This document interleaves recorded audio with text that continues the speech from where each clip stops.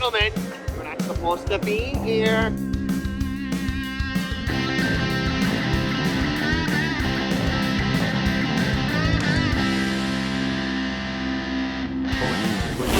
This is a closed course. Welcome to Closed Course, presented by Pins and Aces, where the mic is open and the drinks are cold. This is the spot where golf meets good company. Athletes, artists, reality stars, and the pros who live on the greens. From tee boxes to tour buses, from green rooms to greens, we're asking the questions you won't hear anywhere else. We talk sports, we talk life, we talk everything in between.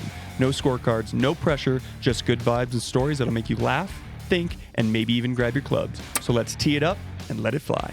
And we are back with another episode of your favorite golf podcast, Closed Course. I'm your host, Blake Corson, here with my co-hosts, Eric. Nick. And today we have an amazing guest. One of my favorite NBA players to watch back in the day, and new Denver Nuggets assistant coach, JJ Barea. Welcome to the pod, man. How you doing, man? Thank you. Doing Thank you for the invite. Yeah, straight from the court. Yeah, Straight from practice. from the court. From practice. Straight from practice. Yeah. Practice. Big, little different. I mean, Yeah. he's Yeah. in season. Training that's camp, true. yeah, preseason. Yeah, That's so, true. Preseason. I mean, he's Straight from giving us some of practice. his time. Yeah. Practice in season. I say I on appreciate the you pod. coming. Yeah. Yeah. So how's Denver treating you? How do you like in Denver, man? Man, so far so good. Yeah? I met some good people Yeah. that are taking me around. Seems like we Golfing every damn I day. feel like we hear this every episode now. Who is that person? Or who I are don't these know. I'm people? not gonna. I don't know. Guy named Eric How long you been here now, then? and Juan. Huh? Juan. Juan, yeah. So how long you been I've in been Denver here for like a month. Oh, so 2 months on and off. Okay. But now I'm here full. No, so far so good. I used to come to play against the Nuggets, so it was always like one night. But now I get to see how there's a lot going on in Denver, Yeah. and a lot of places, and a lot of golf, and a lot of restaurants. So we'll see how it goes this year. Yeah, no, for sure. I mean, you've been getting out to play some golf. Colorado golf. What do you think of like Colorado? The altitude. Oh, I'm playing good. So I like it. I'm He's playing hit it good, so I further. like it. Yeah. You hit it further. No, but I wasn't expecting that much golf here. There's a lot of golf courses, a lot of people playing golf. Yeah. Jeez. So yeah. Good. Excited. Good. I think you probably had one of your better rounds here too, right? Yeah, I haven't played like low 80s now, and I broke 80 one time. Ooh, So nice. hopefully now the season starts, so it's gonna be tough, and the weather gets a little cold. But hopefully I could, start keep it that way. Good. Good. So let's talk about like the Nuggets first of all. I don't want to I basically put all my money on the Nuggets this year, but like, how are they looking? How are we feeling? No, we got a really good. As you guys know, this team been together for a while now. They won a championship in 23.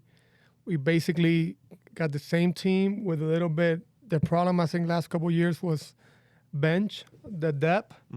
This year, we made a couple moves. We got Bruce Brown is back, Tim Hardaway. We got Valanciunas off the bench with Peyton and with Julian. So I think we're going to be a little bit deeper. Which is huge. We got the best player in the world. It's Jamal looking great early. So yeah, the starters is the starters. It's probably the excited. best 5 in the league. Yeah. So Adding Cam to that. adding is Cam, incredible. smart player, shooter. Shooter. He's excited to be here. So it's going to be interesting. But I'm really excited about the season, about the Nuggets. I think the fans are going to love watching these guys play. They play together, man. They play together.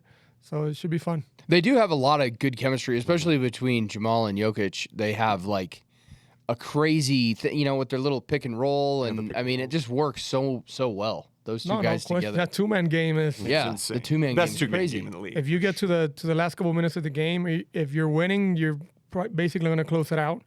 If you're down by a little bit, or if you're tied, you're probably going to win. So it's a good 2-man combo to have at the end of the games. Oh, Yeah. for sure. So do you still get when you go? Do you still get the itch a little bit? Do you still like I could be out there? Do you get that feeling a little bit? Nah, no more, because every time I try to go, I play something like hard.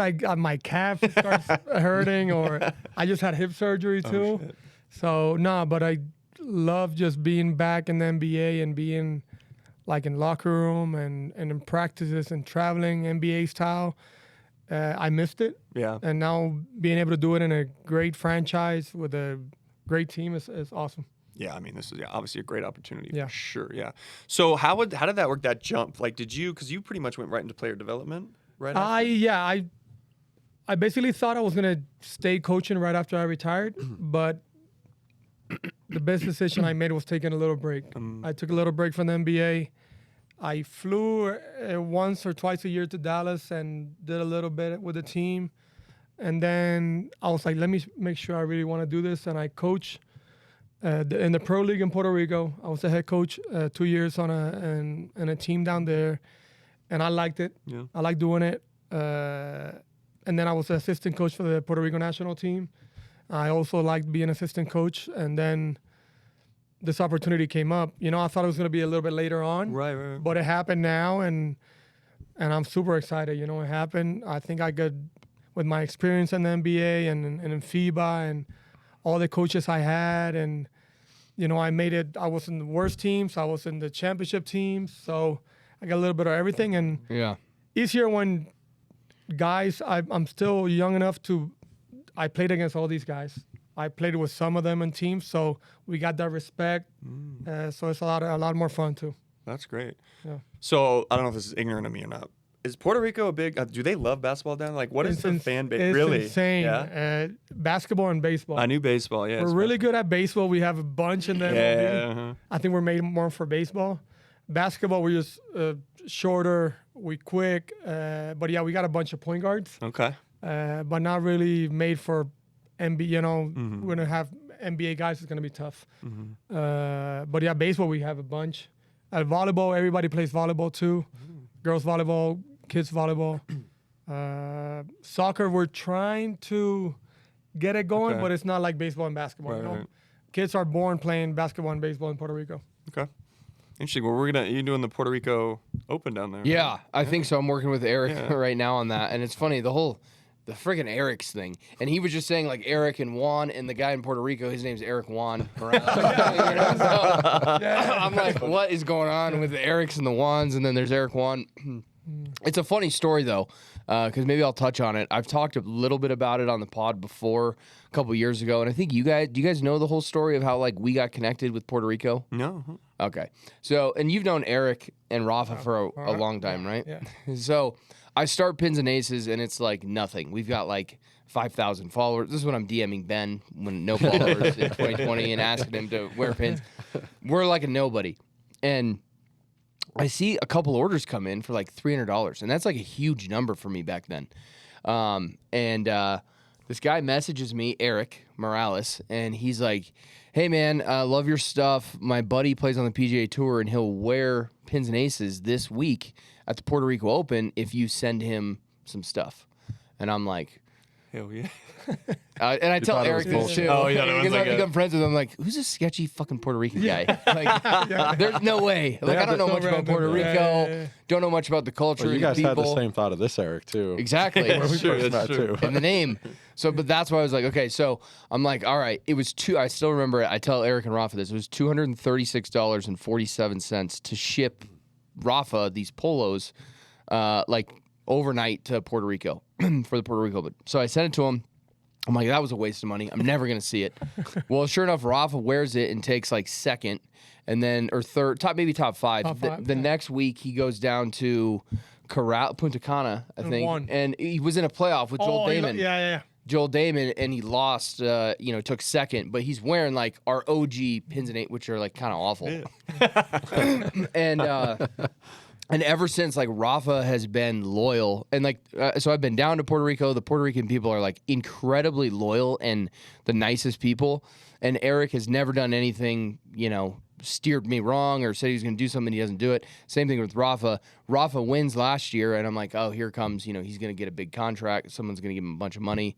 And he had those, and he's like, hey, you've been with me from the beginning when nobody wanted me. I'm sticking with Pins and Aces. Oh. So that's amazing for that. And it's funny, too, because I was at Rafa's thing last year down at that T-Mobile thing, and it was like we were just talking about the direct flight. Like Denver just opened a direct flight to Puerto Rico. I was in Puerto Rico for less than 24 hours to go there, and I met Rafa's family and Steph, and he just had his baby. But his mom, what's crazy is Rafa has a twin sister, and his birthday is April 15th, and I have boy-girl twins, and their birthday's April 15th. Oh shit. So the first person I texted when I had my twins was Rafa because it was his birthday, and then I was telling his mom that story, and traditional Puerto Rican woman, like tears. Oh God, it's fate. It was said it's fate for God. Like you and Rafa. So it was good that I went down there, but no, yeah. So we're trying to work on something with the Puerto Rico Open. Hopefully, when will basketball season end? Like, does it end in like June? Yes, June. Hopefully in June. All the way. Hopefully in June, so definitely not March. So he probably won't be able to go to it. But the Puerto Rico Opens in March this year, and it's a big thing, obviously in Puerto Rico. Keeps getting better. Yeah, it keeps getting better and better. That course is great. Rafa's there. There's a huge pull to it. And last year he was in the Arnold Palmer. He got invited from that, he so didn't go. didn't play in the Puerto Rico Open. But yeah, hopefully we're gonna do like the volunteer polos and the staff polos at the Puerto Rico Open. Have a presence there because Puerto Rico, for how small of a territory it is, it's our second biggest market for pins and aces. Yeah, because Eric and Rafa, every golf tournament they got 300. Everybody's wearing the pins and aces. Eric has no shame in Eric being like, does good. He we're does wearing- good. I'm Oh, telling he you. does. We go play, and he goes, JJ, wear this. And like, pins and aces, and we all four got pins and aces. I'm like, all right. Yeah. No, they do a good job. Yeah, they really do. So yeah, it's been And good people. really good. Yeah, I was really saying good. my fiance just went down there for a Bad Bunny concert for the first time a month ago, and she was in love. She's like, "We're coming back with the whole fam." She was like, "This is incredible." beautiful. No, She it's was a good- just shocked. yeah. It's amazing. Yeah. It's hard not to have a good time in Puerto Rico. Yeah. The food, the people, the weather, the water, and then golf, of course. Yeah, it's got pretty good golf down yeah, there. yeah. Yeah. It's crazy. What's the and it might be Grand Reserve, but where's the Ritz-Carlton course connected That's to? in Dorado Beach. The Dorado TPC course. Dorado. TPC Dorado. Yeah. That course is amazing, and that Windy. resort very windy. Yeah, but yeah, That's crazy, and like the Ritz-Carlton there has like insane. it's insane, like treetop spa and the beaches, golf cart. They have the pool. I mean, it's crazy, but it's beautiful. You can get anything. And then they got the San Regis has Bahia, that is next to the Puerto Rico Open is Cocoa Beach. Yeah. So those three are my top golf courses. in Yeah, Puerto that's Rico. Bahia Beach where Eric ran up my credit card when I fell asleep at the pool. Probably. He was drinking with all his buddies, and he's like, "All right, Put it you on get the Pins bill." and Aces. Yeah, put it on. I was like, That's the least you could do. Yeah, that's Yeah. true. That's probably well worth the investment. Yeah, for sure. And they're building another golf course out there, aren't they? Like, Yeah, it's not there, but in Dorado Beach they're doing another one next to TPC. yeah. And Wherever then- Rafa's boat is at the marina, it's like a little In further Fajardo. away. Yeah. And Fajardo, the Marina del Rey, they're building a new whole hotel / golf. Yeah. Everything. Yeah. So yeah, Puerto Rico's awesome. It's different golf though, like than Colorado. You don't hit it as far. Yeah, it's a little The air's heavier thick. area. It can be Yeah. super windy, and you can just get screwed. I remember we went down there, and John Major, we went and played around, and he brought a bunch of balls, lost them all on the first day. So then, like, we're out of balls, and Rafa's like, "Oh, you can take." We're playing with Rafa, and he's like, "You can take a dozen of my balls." He gets them free from Titleist, so Pro V ones. John loses the whole box in 9 holes, and he's like, "Okay, that was pretty quick to lose a dozen balls." And it's hot down there, so you're sweating the whole time in here. Yeah. You're sweating the whole round. Yeah, for sure. Is this similar to like Teeth of the Dog? The ones by the beach, yeah, similar because you get the wind from the beach. The wind, the ocean breeze. Yeah. So when you were in the league, did you get to play a lot of golf? So I started playing golf. I was already like 7 or 8 years in the league, so I was 31. I remember a little bit earlier. I started going to the range. I remember doing the playoffs, like finals. Like, I don't want to change anything I'm doing. So between games, I'm going to the range and just Really? and it keeps me relaxed and doing your normal stuff. But like 31, 32, I really started getting like trying to play all the time. Okay. And then you get really good in the summer, and then the season starts. You slow down a little bit. But then the pandemic came, and I really my handicap really went low. I was playing every day. Yeah. Every day. Were you back in Puerto Rico during the pandemic then in Dallas. 20? In Dallas still? Dallas still. So I played every day over there, but then last couple of years I was having hip problems. So golf, so I had to slow down golf. Everything slowed down. I retired, and then I was like, "This is awful. I can't even have fun playing golf because my hip's hurting. So I did the hip surgery, and I feel amazing now. Oh. So I'm back to having fun playing golf, and exciting. Did you have to get a hip replacement or? Just I was gonna get a hip replacement, but then NBA's, long story short, my trainer from Dallas, he's a trainer for the Knicks now. He's like, we got this doctor in New York. It's called resurfacing. They do it for like MLB or hockey players that are still playing.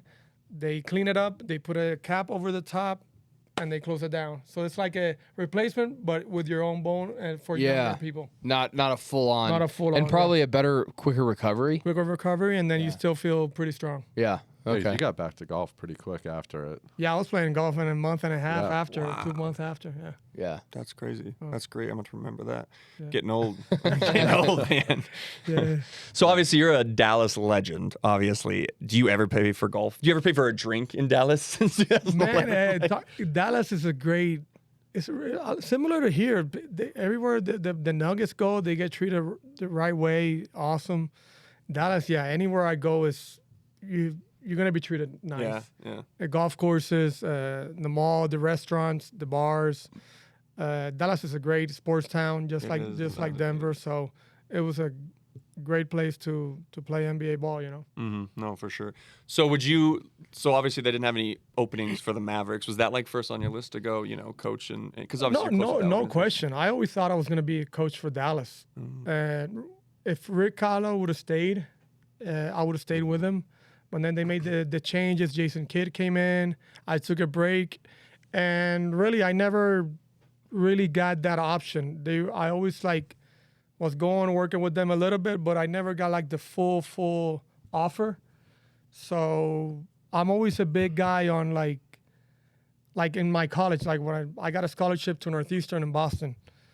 They wanted me, I'm going. Mm-hmm. And then the next year, the bigger schools wanted me to transfer. I'm like, no, these guys wanted me, I'm staying. The Puerto Rican loyalty thing, right right? there. Yeah. Exactly. It's like the head coach here, Adelman, he calls me, he wants me. I'm like, he wants me, I'm going. Like, there's no, so. That's what I was going to ask. Yeah. What is the relationship with you and DA? How did that evolve into like the? So it all started. I won the championship in Dallas, and I'm a free agent, and I signed a 4-year deal in Minnesota. Oh, with was the he Timberwolves. an assistant there at the time? And then his dad is the head coach, Oh, that's right. yeah. and he was an assistant coach. But we were both young, and after games, we hit it off. We having beers, talking about basketball. Watching film. I really got along with his dad and with him. I like them. They're straight to the point. They're super smart basketball people. And then over the years, we just stayed in touch. During the playoffs run, I always text him, this looks really good. And then he knew I was coaching in Puerto Rico. He wanted just bring my energy, bring my locker room presence to this team. And that's how it all came up. Wow. How old is DA? He's 44. Yeah, Okay, he's so young. Not he's 41. young for a head. He's young for a head young. coach. And it's fun because our whole coaching staff is pretty young. Oh, that's great. Yeah, Good. we probably Stay around would for be a the- while. All you guys stay around for a while. Right. Dynasty run. Yeah, Yeah. for sure. Do any of those? Do you guys get any coaching golf outings? You guys get a little? You guys just had No, one in yeah, Portland, right? we went to Portland for a coaches retreat that DA set up, and the second day we were playing golf. Wow. It was 7 coaches That's awesome. playing golf, and it was really nice. So it's always good, It's a good way to bond. We were just talking about that last podcast. No It's question. Such a great Such way to a- just, yeah, just learn a lot about somebody in a round of golf too. Well, and Christian was on the podcast, and I'm like, you going to pull the MJ and bring your clubs and play 36 and drink and a then bucket go of beers and then go drop 45? That's insane. That's crazy. While you were up I love getting the drinks here, we were just talking that CB might have picked up golf at the worst time because like they just played this week. CB goes to the simulator every day, and now he's starting when the season is starting. Yeah. Now it's like can't do it anymore. Yeah. Probably the worst timing for him. Yeah. But I think golf also is something that maybe he's not going to be playing 4-hour rounds outside, but in a day off, Yeah. for him to go to simulator and hit some balls, it's more. I think it's better for him than just being at home Yeah. thinking Very and true. thinking about Yeah. the game and about. Then he goes relax, and then the next day he'll be ready to play again. Yep. Yeah. So. That's very true. Very true. So we got a couple segments for you. brought to you by Pins and Aces Transfusion. There we go. First, you kind of chatted about it a little bit, but how did you get in, like your first swing? We call it first swing. What really got you into golf? Like, what was the moment where you're like, I'm going to give golf a shot? Long story short, I played every single sport growing up. From tennis, I was really good at tennis, basketball, volleyball, a little bit of baseball. And then my mom did sports camps for kids in the summer. And when I got a little older, I used to do basketball for kids to make some money in the summer. And then they had a golf. So when they do the golf thing, I used to go and just hit a couple balls and learn, but I never played it. Then when the NBA came up, Rick was really good. My coach, Rick Hallow, is like a scratch golfer. Jason Kidd was playing. Jason Terry was playing. And they kept and I had a couple friends from Puerto Rico that live in Dallas that they were playing. And I was like, these guys are always talking about golf. And I started going I think to the range and got a couple classes. And then once I just started pounding it down the middle, I was nice hooked. Baby draw, and you're like, oh man. Hooked, yeah. And just by being out there outside, and so different to every sport I played my whole life, because you don't have nobody defending you. You're just relaxing, having a good time with your buddies. And I just got hooked quick. I wonder if this is a thing, because for me, I said it on the last podcast, I didn't really get into golf until middle school, right? I played, but parents didn't force me, and then I played Kapalua in middle school in Hawaii, right, on Maui. Yeah. And that course changes. This is amazing. You play good. It's a beautiful course. Now think about him. He gets into golf. He's a professional athlete. He's probably playing good courses. Yeah. I wonder if that has an effect, because you're especially if you're in Puerto Rico, true, actually, yeah. But hey, you get spoiled with it. It'd be like if your first car was a Ferrari. You're gonna love cars. That's so true. Most people are starting at these little munis, and that good for them. Yeah. But these guys who come in older. Yeah, by my second week, they were taking me to Dallas National. Yeah. So Craig Ranch. Yeah, that's getting spoiled. Where they play the Colonial. Yeah, in Fort Worth. Yeah, I know what you're talking. I know what course it is. Yeah, it was insane.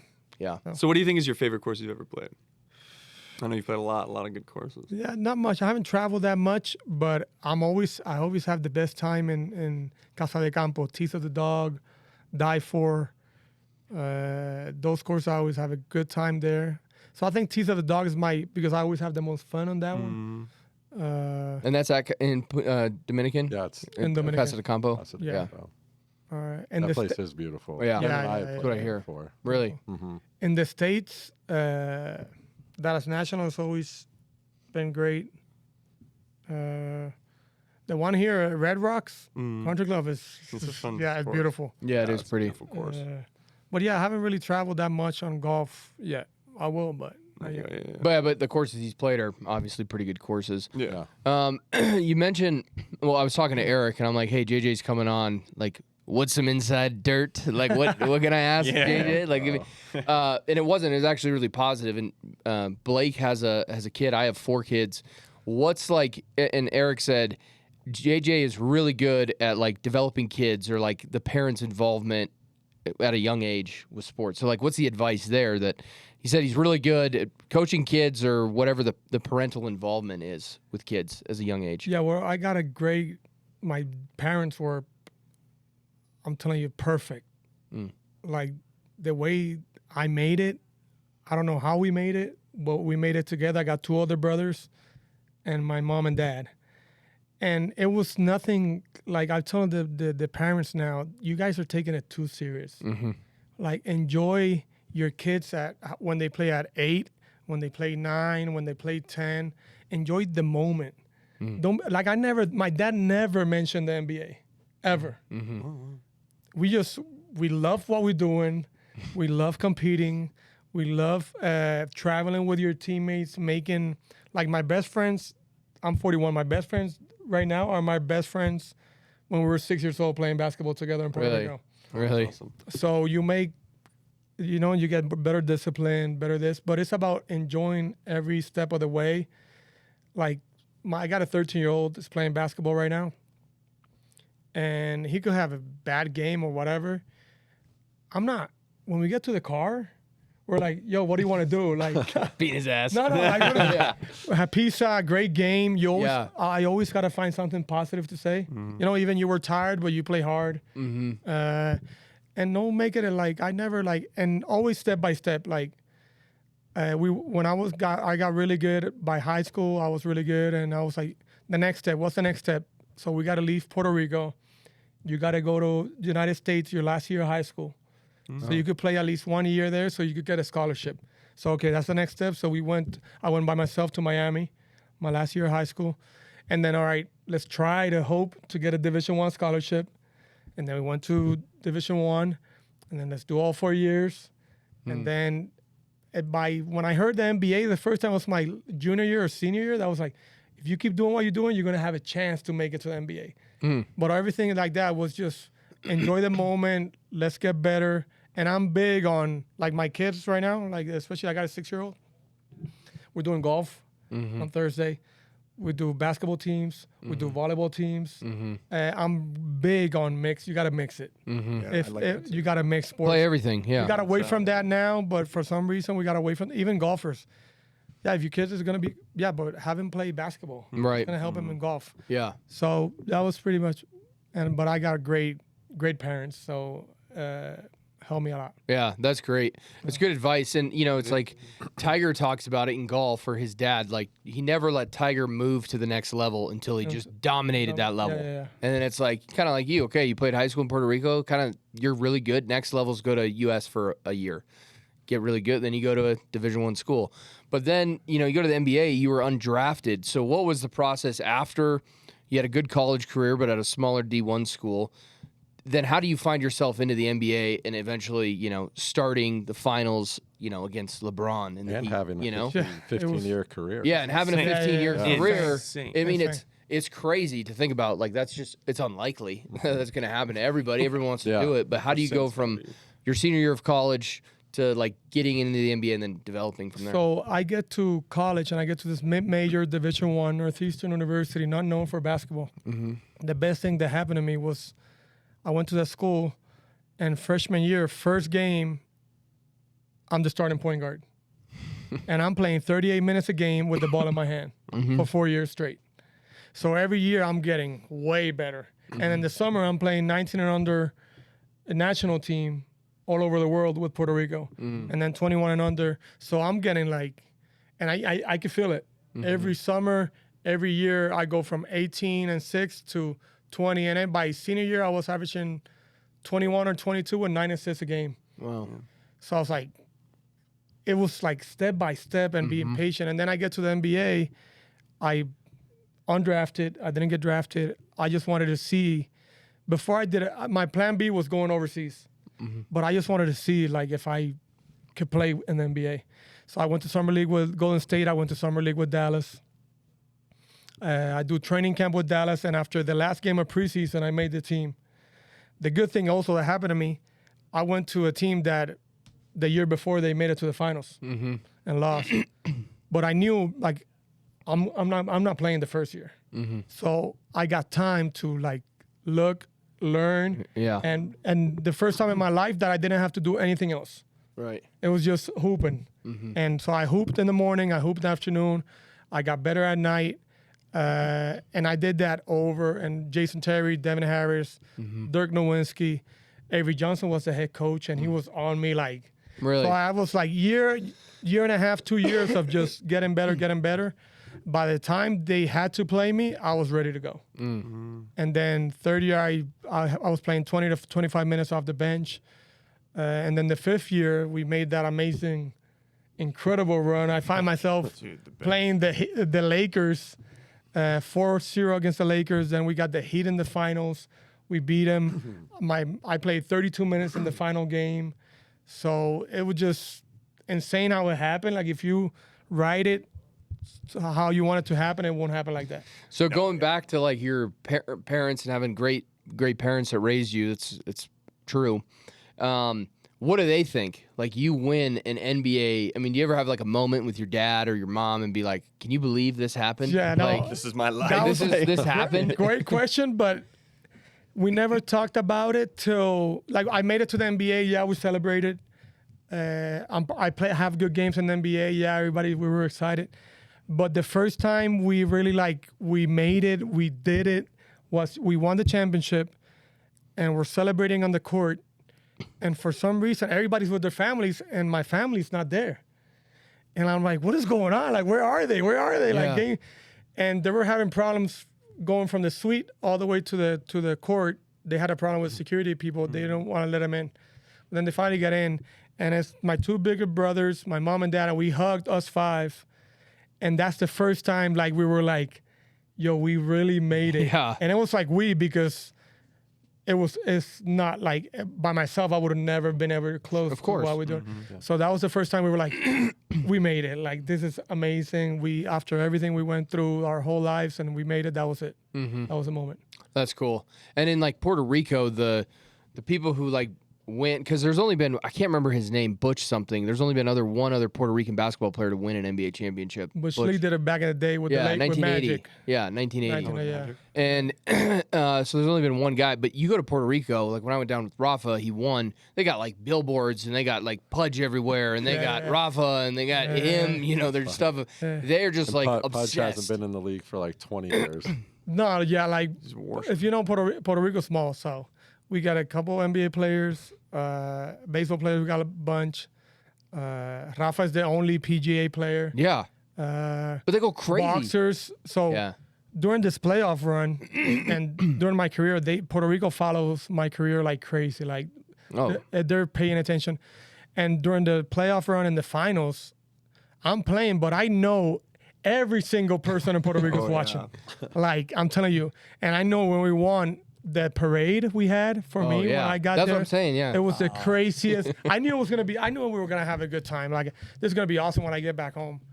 But never realized that when you get back home, it was everything stopped. The highway was stopped. The whole country came out. For Cool. the whole day, the whole night. And then I had to drive in my town the next day.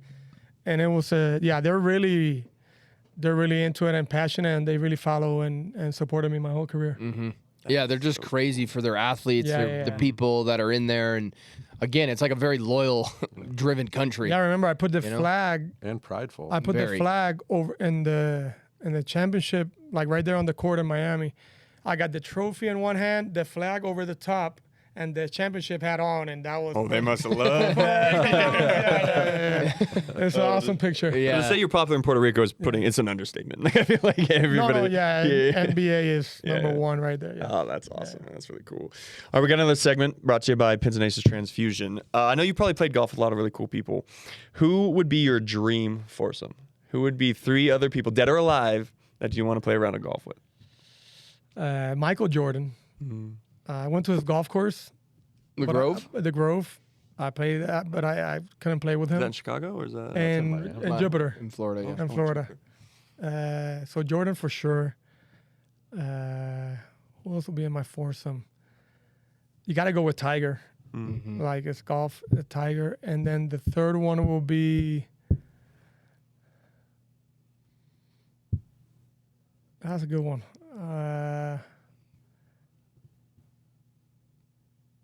Famous. It got to be a famous athlete, and in a different sport though. Doesn't have to be an athlete. Yeah, it could be anybody. Yeah, but I want it to be an athlete. There's the competitors. Yeah. Not Bad Bunny for the content. Nah, Bad Bunny. Does Bad Bunny play golf? No. Yeah, I don't think so. Hilario does. Hilario's, I play golf with Hilario. Me yeah. too. Let's go with like a Roger Federer, a tennis player, the best tennis player I think in the world. Yeah. Yeah, so I'll go with Roger. How many strokes do you think you're getting there? How many? What's Michael Jordan's? I think from Jordan. Jordan's. I heard he's a scratch. He's getting older now. I bet he's like a 6 or an 8. Okay. I heard his short game is really good. Yeah. And his course, the Grove, is set up for him. All the hazards are long. Yeah, but I'll play him straight up. I think. I'll play him straight up. Is that a full 18? Oh yeah. Yeah. It's crazy. The golf course goes really fast. Not a lot of rules over there. There's only 50 members. Really? Jesus. But it's fun. It's super simple. So you gotta have a guest, basically. You go on as a guest. Yeah. That's Yeah. awesome, man. Yeah. Really cool. All right, got another segment brought to you by Pins and Aces Transfusion. So, I don't want to do caddy advice yet. What's Mulligan moment. Mulligan moment. Yeah. So if you could pick one moment in your life, whether it be career, basketball, life in general, what would be your mulligan moment? What would you want to redo or do differently? If you have anything, you've had a pretty good life. Yeah, it's been pretty good. Man, I get this question asked a lot.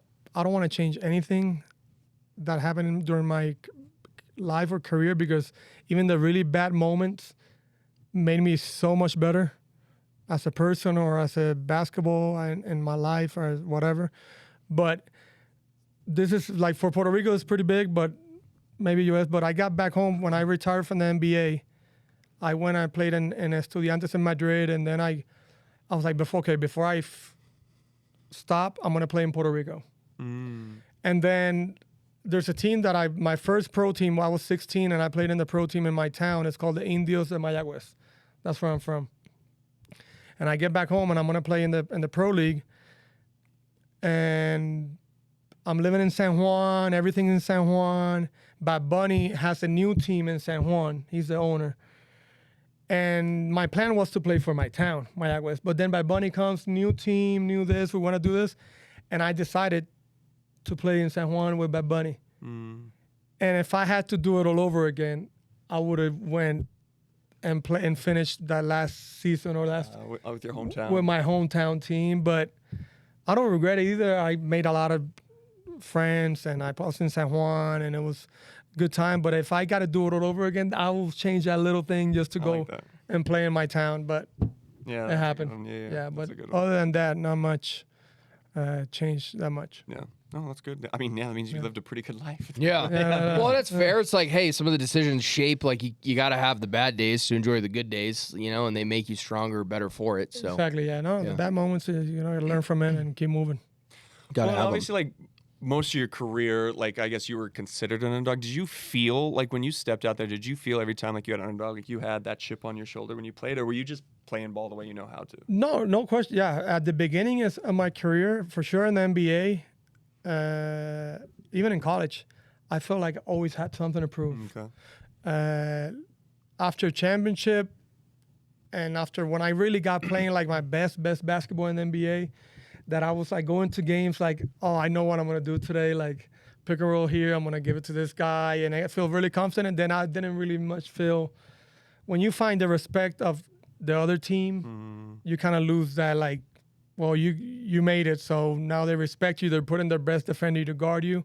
Then you kind of like get over that. And at some point, you gotta get over that. Like, you can't always have that, because if not, you get too tired. Having that chip and trying to prove yourself your whole life. At some point, you got to enjoy the moment, That's great. That's great. That leads us right into our last segment, actually. Your caddy advice. What would be like your life advice? If you could drill it down to one advice, what would it be for our listeners? Man, you got to stay positive. You got to stay positive on everything you do. And, like, if you have a bad day, just go to sleep and just wake up the next day and get ready to work again. And I was really big on that. I tell my kids this. When I do my basketball camps, I'm like, I had a bunch of days that I was like, I'm done with basketball. In college, I remember I was in Boston, and I made it all the way to the airport, my like freshman year or sophomore year, and I was like, I quit. I'm done. Really? And I'm about to board the plane, and then my dad calls, my high school coach calls, like, let's give it another chance. You were really close. Like, and then for some reason, you wake up the next day. I always had this ability, or I had a really bad game or a really bad night or something really bad, and for some reason, I wake up the next day, and I'm ready to go again. It's a superpower. Yeah, ready to go again to practice like nothing happened yesterday. That's great. So that helped me a lot. Yeah, I mean, but just stay really positive. Find something positive on everything and move forward. Awesome. And I actually have one thing, because you and I are both lucky enough to like know Dirty Dirk, Nowitzki, and Joker. What do you see the comparison between those two, like in the locker room, behind the scenes? Because I feel like they are very similar, and a lot of people never get to see that side of them and like their leadership role. So Dirk's my favorite teammate of all time, favorite friend in basketball of all time, and I just been with Joker, let's say a month, but I heard a lot during my career and from Luka and this and that, but so similar. The hardest workers, smart basketball players. I think Joker is a little more overall, but they're leaders by being out there, by doing their work, and it's just by example. They don't talk much, but everybody's doing what they're doing, or everybody's looking at them. And similars, team first all the way. Like Dirk and Joe, they don't care about the MVP. They don't care about like 40 points and 20 rebounds.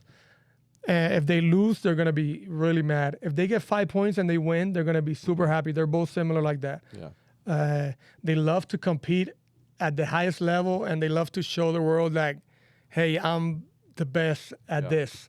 So it's awesome to be able to be with Dirk my whole playing career, and now being able to watch Joker do what he does and compete. They love to compete at the highest level. So it's they're really similar. And Dirk is one of the funniest motherfuckers. Oh, exactly. in the Like world. Dirk, people don't know, but Nobody knows it. like Coach is talking a really big speech, and like we're doing this, and Dirk is like grabbing my ear and punching me. And the coach is like, JJ, what are you doing back there? I'm like, yo, coach. Talk to him first, and then I know you can, but talk to him. And Joker's similar. Like I'm getting to know him a little bit, and he likes to fool around and joke around. So that's always got to keep the good vibe. I mean, I have videos that sent to me from Dirk while he's on the training table because I had lost a lot of weight. Used to be really, really obese. Yeah. And Dirty would send me the videos. Like, he was my personal Tony Robbins. He's like, mix in a fucking salad. Yeah. That's fun. And also, before you get out of here, probably something you're passionate about. I just saw you just opened up your own like training facility, right? It's about to. Oh, Yeah, okay. like this month. Yeah, exactly. Okay. Yeah, so it's Puerto basically Rico? done in Puerto Rico. Yeah. I got a big foundation in Puerto Rico, about sports foundation, but this one is more of this is going to be private, nothing to do with my foundation, but it's a necessity. We don't have facilities. And now I'm in San Juan in the middle, 3 full basketball courts, NBA practice facility type. We got a full soccer field, we got a full gym, and we're talking about golf, we're going to have golf simulators. Nice. So I'm really excited about, like, Puerto Rico national team's going to use it, clinics, camps, tournaments, and hopefully my dream is one day have the Nuggets or the Mavericks training camp in Puerto Rico. Oh, that'd be cool. So that'd be amazing. So I'm excited for that project. That's cool. That's Sounds cool. like You're you're able going to to get have to back. kid out the simulator as a Pins and Aces simulator. now. Yeah, you can go down there. Get Eric down there. He'll be squeezing in there. Yeah. Eric will handle it. Yeah. Wrap Exactly. everything in this, right? Right? Exactly. Awesome, man. I appreciate you coming on the pod. Where can everybody find you, and where can maybe they could check out, some of your awesome foundations and stuff that you... Man, just if you follow my Instagram, JJ Barea 11, we'll have everything from my personal stuff, family stuff, and then foundations, JJ Barea Foundation, and Instagram too. But in my Instagram, you'll probably get everything. Okay. Cool. Perfect, Appreciate it, awesome. man. Yeah, That was thank you fun. so Thank much. you, guys. Be sure to like, comment, and subscribe, and go follow us at Close Course on Instagram, and we'll see you next time.